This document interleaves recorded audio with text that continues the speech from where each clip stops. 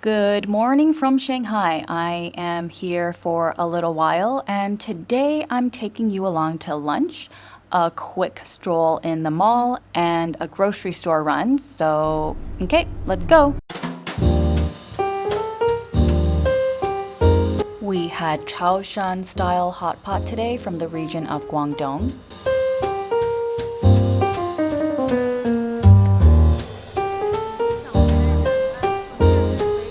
Now we're going to browse around in IAPM Mall.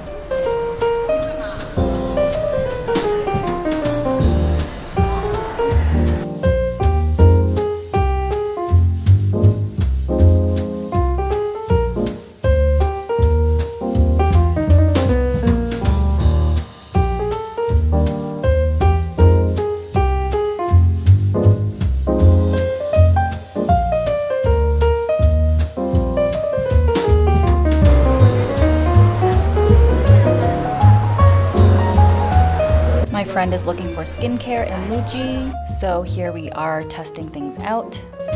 And now we're at City Super, an international supermarket from Hong Kong. I'm here looking for peanut butter and cream cheese.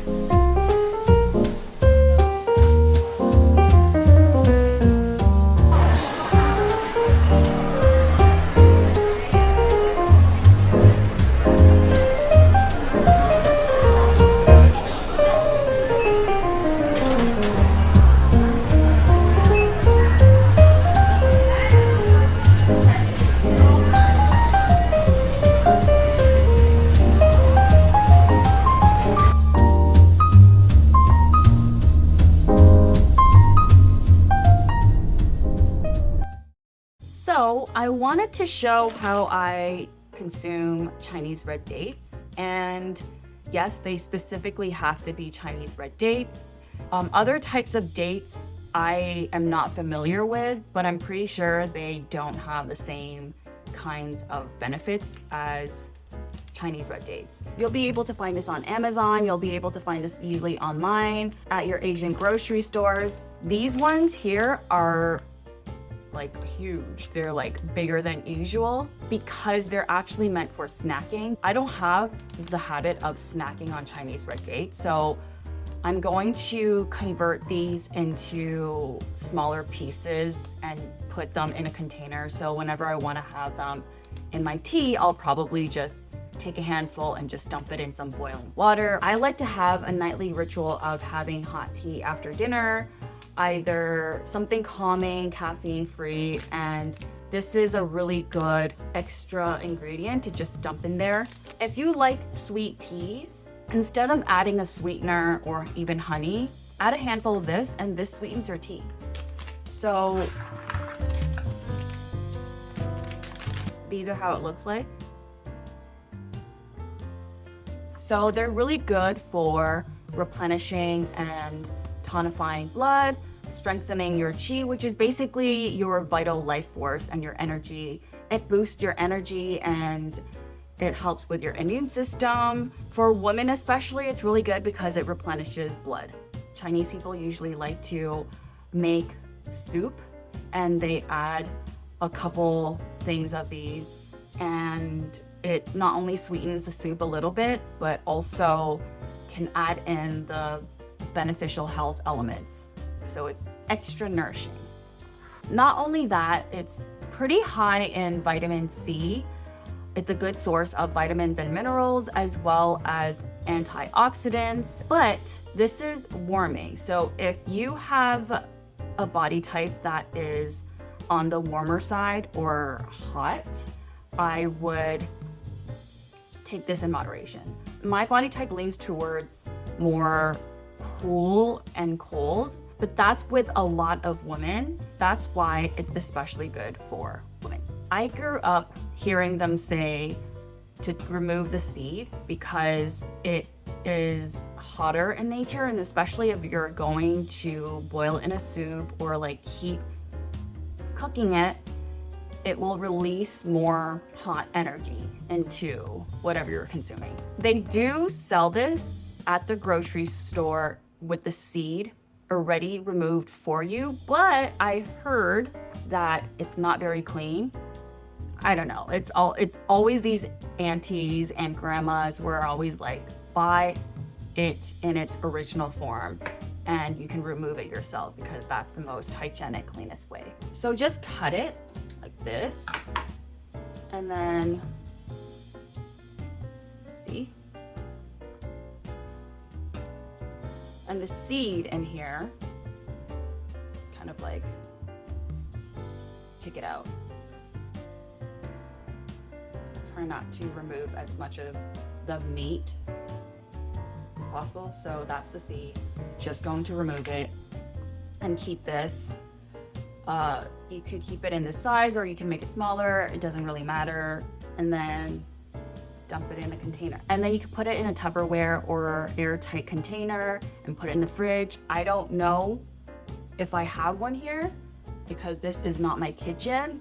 Anyways, this is not my kitchen, so I don't know where a lot of the things are. And I'm only here in Shanghai temporarily because I'm here for work. And also I thought to spend some time with my Chinese medicine mentor. It's been actually quite rewarding and productive, but I've never lived in Shanghai as an adult. So, oh crap, did I just put the seed in the... Yeah, so I've never lived in Shanghai as an adult before. I've only lived here when I was a kid for a few years, but even so, it was pretty sheltered. I went to international schools or I was homeschooled during my time here. And then we mostly spent our time in Toronto.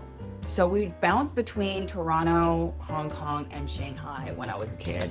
I speak really bad Shanghainese. I speak decent Mandarin and decent Cantonese. So the language is not the issue. I've just never lived here before and it's quite different. The people are quite nice here, so it's been quite pleasant in that sense, but it's just culturally, it's really been eye-opening for me. And I don't know how much longer I'm going to be in, oops, I did it again. So I don't know how much longer I'm gonna be in Shanghai for, but, and I don't know where I will go to next. Maybe back to Hong Kong because that's where I'm usually based out of. That is my main home base, but I haven't decided yet. Anyways, I also feel like I'm not getting the full Shanghai experience because I'm staying a little bit outside of the main city center, and it's really nice. As you can see, there's like actual greenery outside, but I'm not getting the full Shanghai experience. And I'm a huge foodie. I've been craving Mexican food, Indian food, and like Persian, Lebanese, Turkish food the most. I know they have restaurants downtown, but it's just a trek for me to go to, and I've been just so busy with work and so busy with everything that I haven't gone to explore more. They have a very diverse range of food in Hong Kong, so I'm never feeling like I'm going crazy in Hong Kong, but here I am going a little crazy because there's only so much Asian food I can have without taking a break. So this is gonna be enough for the next little while for me. When I do wanna have it in a tea, I'll probably just like rip it up in smaller pieces and then put it in together with my teas. So that is it. I hope you enjoyed exploring Shanghai with me, and I hope you find this useful. I'll be exploring a lot more and eating a lot more. And along with that, I'll be providing some health nuggets, tips, wellness stuff like today. So I hope you find this helpful. If you're a woman and you get periods, listen to me. I won't steer you wrong. Okay, so this is how you would find them at the grocery store. This was at a local store near me. There's a Chinese saying that eating 3 dates a day keeps you young for a lifetime. This is a simple beauty food that's been loved for centuries. This one here on the right is a different type of honey date that you usually would put in Chinese soups. Chinese red dates help to detox the liver, strengthen your digestion, ease anxiety, and helps you relax and sleep better. Some people like to remove the seed or pit. You don't have to. I just like to do it out of habit. If you know that your body type leans towards more warming or hot or even damp, take red dates in moderation. If you feel a bit of pain in your gums, that means you've gone a little overboard with it. Here I'm boiling just the red dates and nothing else in here. And then here I've added a few more ingredients that help to eliminate dampness. Basically helps with water retention, which I'll talk more about in another video, but that's why the water looks darker, because I've added more ingredients to it, like red rice beans, not to be confused with red beans, and quakes seeds or job's tears, and poria. A lot of herbal formulas have red dates as an ingredient, hence they're treated as both food and medicine. So again, take in moderation for those with body types leaning towards more warm or hot or damp. A more warm or hot body type would have a tongue that's more red with a yellow tongue coating, and damp body type people have issues with water metabolism, so they usually have a more fat looking tongue that looks really wet. And most likely they have issues with water retention problems. As a rule of thumb, don't eat more than 10 red dates a day, but because the ones I have are quite big, don't eat more than 5 a day if they're that big. Being in nutrition and Chinese medicine for so long, I've learned a simple, systematic way to understand different body types. I'll be sharing more of that here on the channel, but if you're curious right now, my body type is called the cinnamon body type, and if you'd like to see what yours might be, I put together a quick little quiz and some free resources on my website. It's just a fun way to start exploring. Now back to the vlog.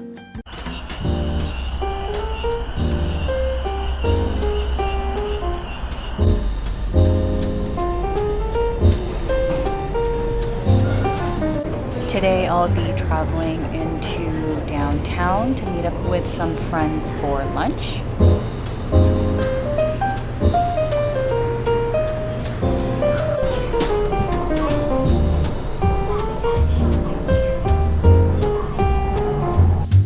I'm starting to get the hang of the subway system here, and it's not so bad.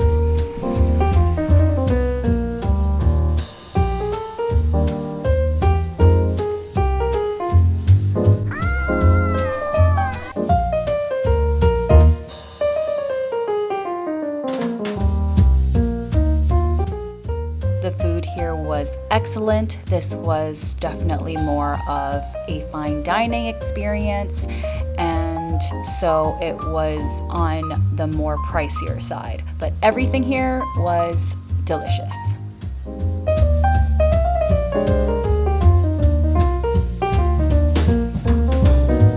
Then we went over to the Shanghai Museum and checked out a couple of cool exhibits.